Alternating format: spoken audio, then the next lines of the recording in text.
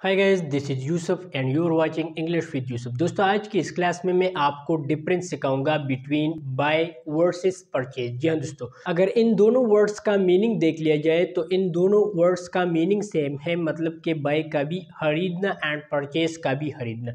लेकिन बाय हम सेंटेंस में कहाँ पर यूज कर सकते हैं और परचेज हम सेंटेंस में कहाँ पर यूज कर सकते हैं। तो इंशाल्लाह आज की इस छोटी सी क्लास में मैं आपको इन दोनों वर्ड्स के दरमियान डिफरेंस को इलाबोरेट करूंगा विद डिटेल विद एग्जाम्पल कि बाय आप सेंटेंस में कहाँ पर यूज कर सकते हैं और परचेस आप सेंटेंस में कहाँ पर यूज कर सकते हैं। तो सबसे पहला है बाय, इसका स्पेलिंग है BUY, बाय यानी कि खरीदना। अब इसको हम कैसे और कहाँ पर सेंटेंस में यूज कर सकते हैं और किस मकसद के लिए हम यूज कर सकते हैं और कौन से खरीदने के लिए हम बाय वर्ड जो है सेंटेंस में यूज करेंगे। तो गाइस मैं आपको सिंपल ये बता दूं कि बाय जो है हम तब यूज करते हैं जब हम जो है डेली बेसिस पे जो भी खरीदते हैं। फॉर एग्जांपल आप घर के लिए आलू खरीदते हो, टमाटर खरीदते हो, गोश्त वगैरह खरीदते हो, या फिर आप अपने लिए दुकान से टॉफी खरीदते हो, या फिर आप मोबाइल खरीदते हो, आप पेन खरीदते हो।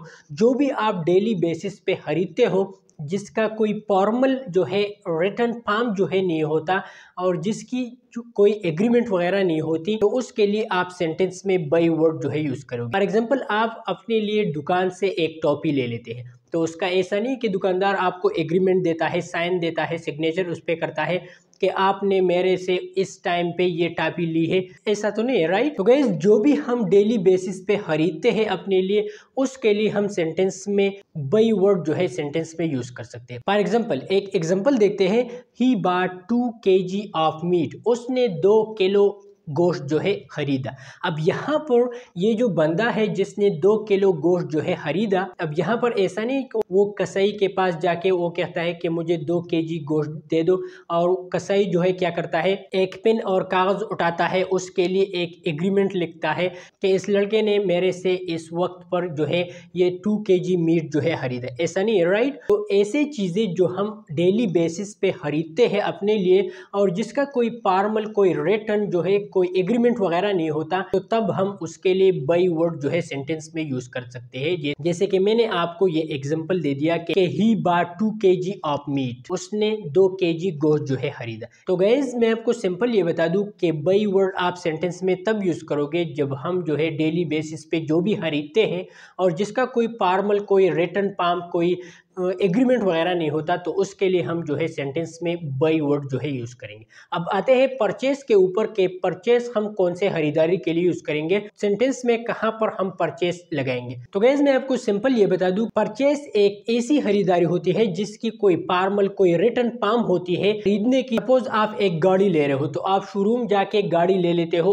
और शोरूम के दरमियान एक एग्रीमेंट लिखा जाता है कि इस गाड़ी को आपने इस शोरूम से ये मॉडल इतने पैसों पर खरीदा। तो गाइस मैं आपको सिंपल ये बता दूं कि परचेस एक ऐसी खरीदारी होती है जिसकी एक फॉर्मल एक रिटर्न फॉर्म होती है। जैसे कि मैंने आपको ये शोरूम वाला एग्जांपल दे दिया कि अगर आपको गाड़ी खरीदनी है तो आप शोरूम वाले के पास जाके गाड़ी खरीदते हो और शोरूम वाले आपको एक एग्रीमेंट साइन कर देता है कि इस बंदे ने हमारे से ये गाड़ी जो है परचेस करी। इस तरह से जो गवर्नमेंट जो भी चीजें खरीदता है उसके लिए भी आप परचेस यूज कर सकते हैं। फॉर एग्जांपल एक एग्जांपल देखते हैं ताकि आपको क्लियरली समझ में आ जाए कि सेंटेंस में आप परचेस कहां पर और कैसे यूज करेंगे। Example number 1, he purchased a ticket and went up to Dubai, उसने टिकट खरीदा और दुबई चला गया। अब यहाँ पर जिस लड़के ने ये टिकट खरीदा और दुबई चला गया, तो ऐसा नहीं है कि जस्ट उसने पैसे दे के टिकट खरीदा और चला गया।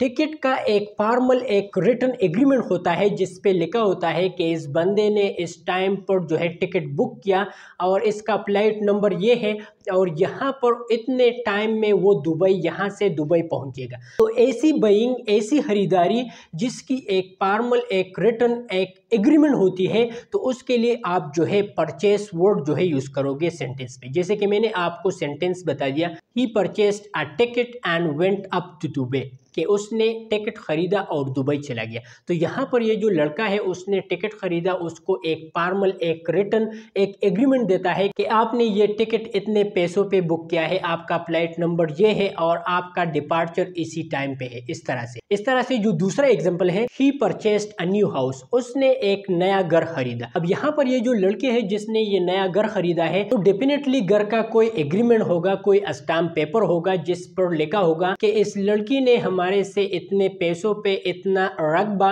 घर जो है लिया है, 1 कनाल 2 मरला जितना भी है। ब्रोकर और इस लड़की के दरमियान एक एग्रीमेंट साइन हुआ होगा कि इस लड़की ने इतने पैसों पर यह घर खरीदा। तो गाइस मैं आपको सिंपल ये बता दूं कि फॉर्मल और रिटन पाम की जो खरीदारी होती है उसके लिए आप सेंटेंस में परचेस वर्ड यूज करोगे, और जिसकी कोई फॉर्मल कोई रिटन पाम नहीं होती, जैसे कि मैंने आपको एग्जांपल दे दिया कि आप शॉप में जाके एक पेन खरीदते हो, तो दुकानदार ऐसा नहीं करता कि आपको जस्ट एग्रीमेंट साइन कर देता है कि इस लड़के ने इस टाइम पर मुझसे ये पेन खरीदा है, जस्ट आप पैसे दे के आप पेन जो है गेट करते हैं। तो ऐसी खरीदारी जिसकी कोई फॉर्मल कोई रिटन पाम नहीं होती, तो उसके लिए आप सेंटेंस में बाई वर्ड यूज करोगे, और जिसकी एक फॉर्मल एक एग्रीमेंट एक रिटन पाम होती है, ये ज्यादातर गवर्नमेंट के लिए आप यूज कर सकते हैं, तो उसके लिए आप जो है सेंटेंस में परचेस यूज कर सकते हैं। तो गाइस ये था एक छोटा सा difference between by and purchase. अगर फिर भी आपके मन में कोई भी क्वेश्चन हो तो आप हमें नीचे कमेंट बॉक्स में पूछ सकते हैं,